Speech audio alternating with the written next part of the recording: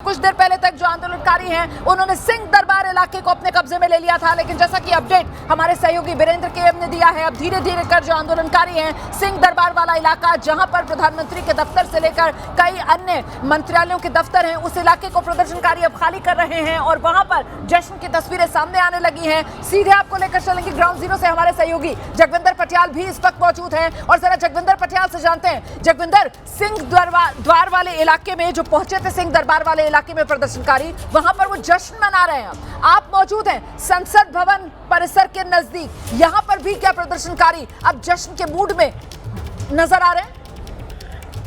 देखिए, यहाँ जश्न ही है, यहाँ आग की लगाती गई है पूरी पार्लियामेंट को और पूरी पार्लियामेंट धू कर जल रही है। उसका सब कुछ जलकर खाक हो चुका है। पूरी बिल्डिंग के अंदर आग लगा दी गई है और बाहर जो है वो प्रदर्शनकारियों का हजूम है। टायरों को आग लगाई गई है, वहां से पुलिस और आर्मी को खदेड़ दिया गया है और ये मान लीजिए कि उन्होंने एक तरह से खुद ही सरेंडर कर दिया और जब भीड़ अंदर घुसी तो उसके बाद रिटेलिएट नहीं किया गया। पार्लियामेंट में अब कुछ सिवा धुएं और मलबे के कुछ बचा नहीं है। पूरी बिल्डिंग जल रही है और लोग अब पहले की संख्या में कुछ कम जरूर हुए हैं, लेकिन अब भी उसके प्रांगण में जहां पर की सबकी गाड़ियां पार्क होती थी और तमाम पुलिस छावनी की तरह बना रहता था वो इलाका, वहां बहुत बड़ी संख्या में लोग यहाँ मौजूद हैं।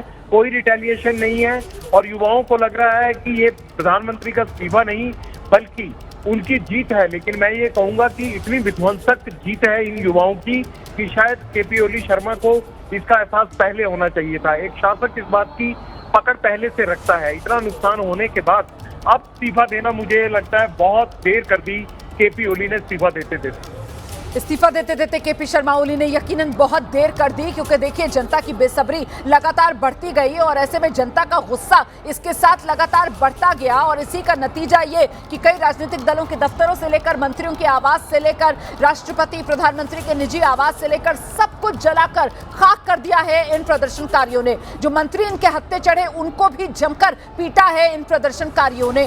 फिलहाल सेना को एक्शन में आना पड़ा और सेना का एक्शन आज सिर्फ और सिर्फ मंत्रियों की सुरक्षा तक ही सीमित रहा है। हमने देखा किस तरीके से कई मंत्री जो फंसे हुए थे अपने आवास में, वहां पर सेना के हेलीकॉप्टर्स पहुंचे और उन्हीं के जरिए सेना ने मंत्रियों को, उनके साथियों को सुरक्षित स्थान पर शिफ्ट किया है।